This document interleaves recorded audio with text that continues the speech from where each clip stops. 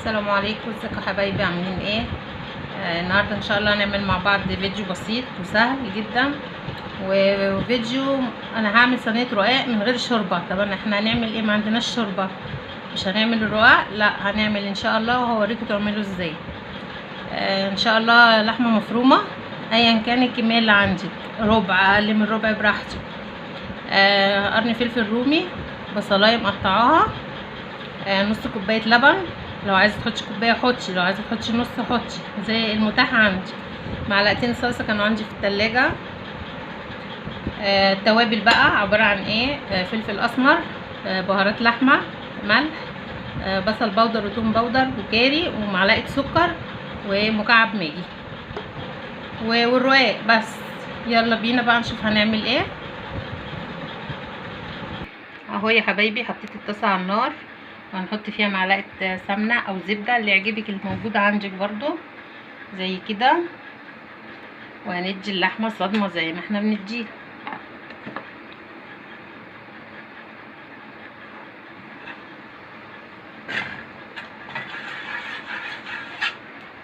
اهو زي كده ننزل اللحمه عليها لغايه ما لونها يتغير، ونحط الاضافات اللي انا وريتها لكم كلها، وهوريكم ازاي هنطلع منها كميه شوربه برضو على قد ايه صينيه الرقاق اللي احنا هنسقيها دي، وتبقى احلى شوربه ان شاء الله. اهو يا حبايبي شكلها بعد ما اديناها الصدمه، بصوا لونها اتغير ازاي. وهنحط عليها الاضافات اللي هي الايه، البصلايه. بسم الله الرحمن الرحيم.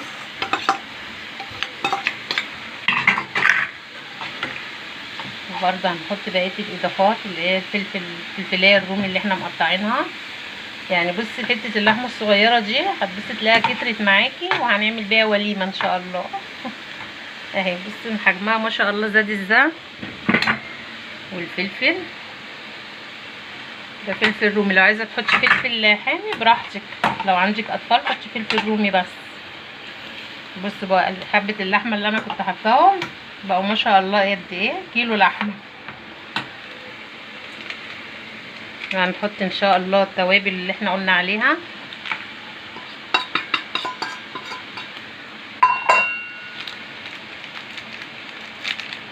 ومكعب المرقه،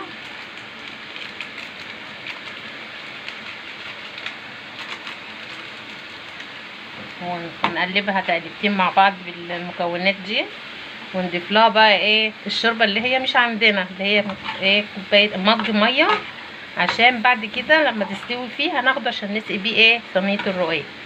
يبقى احنا كده عملنا شوربه من ايه، من غير ما يكون عندنا لحمه صحيحه، وهتبقى احلى شوربه ان شاء الله. واول ما هتكمل سواها اوريها لكم شوفوا عامله ازاي. اهو يا حبايبي شكلها خدت تقليبتين مع الخضار اللي احنا ضفنا ليها، اللي هو الفلفل والبصل والتوابل. هننزل عليها بمج الميه، ونسيبها برضو تغلي كام غلوه كده، وهناخد الميه دي على اساس هي دي شوربه الايه الرقاق، وهوريكم برضو ان شاء الله. اهو يا حبايبي شكلها بعد ما حطينا عليها المج بتاع الميه. بص الميه اتحولت لشوربه طبعا اكيد، فاحنا هنعمل ايه، هنوطي كده وناخد الصوص اللي هو بتاع الشوربه ده، نعمل كده وناخده عشان هو ده اللي هنسقي بيه صينيه الرقاق. اهو كده، وريحته بقى مش قادره اقول لكم على جمالها، وطعمها جميل جدا برضه. ومش شرط يعني يكون عندنا لحمه نسلقها جنب صينيه الرقاق، هي خلاص كده حلو. اهو يا حبايبي ده شكل الصوص اللي انا خدته من قلب اللحمه.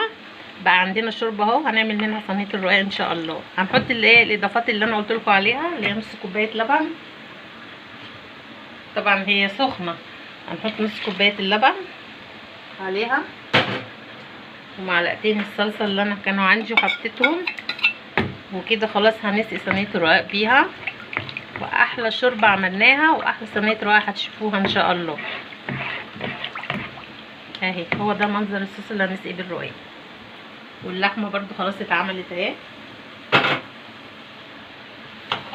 اهو. بس شكلها انا شفتها برضو عشان لما احطها في الصينيه ما تبقاش فيها ايه يبقى يبهدل الايه الرقاق. اهو هنجيب بقى الصينيه اللي هنعمل فيها. اهي يا حبايبي الصينيه اللي هعمل فيها، حطيت فيها معلقه زبده، وهحط بقى برضو حبه زيت صغيره عشان ما تلزقش مني. يلا مع بعض نبل الرواق واحده واحده من الشوربه الجميله اللي احنا عاملينها. بسم الله الرحمن الرحيم. اهو بصوا الرقاق اللي احنا عملناه مع بعض ده، بس من كتر ما هو خفيف مش مستحمل.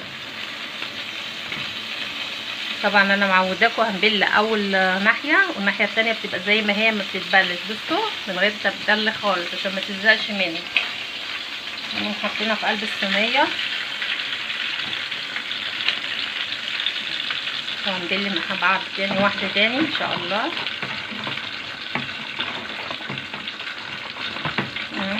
بس كل واحده بعد كده بتبليها من ناحيتين ما عدا اول واحده واخر واحده، وهنسويها ان شاء الله على البوتاجاز من فوق مش من الفرن. يعني سهله وبسيطه وجميله ومش مكلفه. اهي كده، وما بين كل طبقتين تحطي ايه معلقه زبده صغيره زي كده. طبعا احنا هنعمل الصينيه ان شاء الله 8 طبقات، 4 من تحت ومن النص اللحمه و4 من فوق، عشان الرقاق خفيف جدا عشان كده مش هينفع اقل من 8. اهو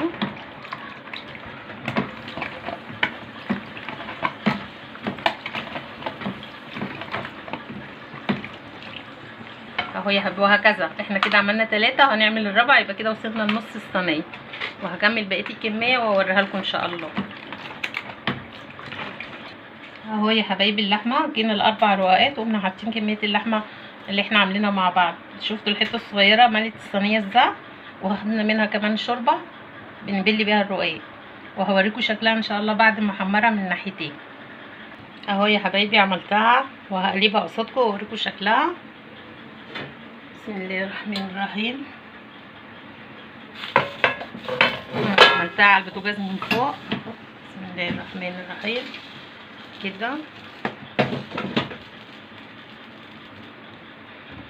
اهو بسم الله الرحمن الرحيم.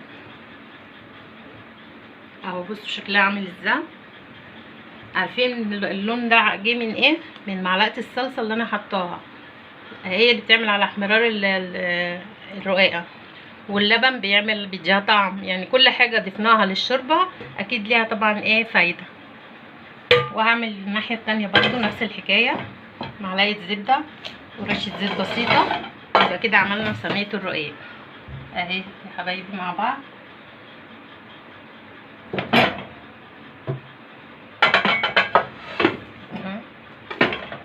معلش المكان ضيق فمش عارفه طبعا اتحرك فيه. اهي معلقه الزبده وعليها معلقه زيت بسيطه عشان ما يلزقش. وهنعمل الرقاقيه اللي هي الايه اللي هي من تحت برضو من ناحيه واحده بس زي كده. اهو يا حبايبي بليت ناحيه واحده بس، والناحيه التانية زي ما هي ما بليتهاش، وحطينا في الصينيه وحطينا عليها صينيه ايه بقيه الرقاق. ودي احلى صينيه رقاق هتاكليها وانتي ما عندكيش لحمه تسلقيها ولا شوربه ولا حاجه. اهي بسم الله الرحمن الرحيم.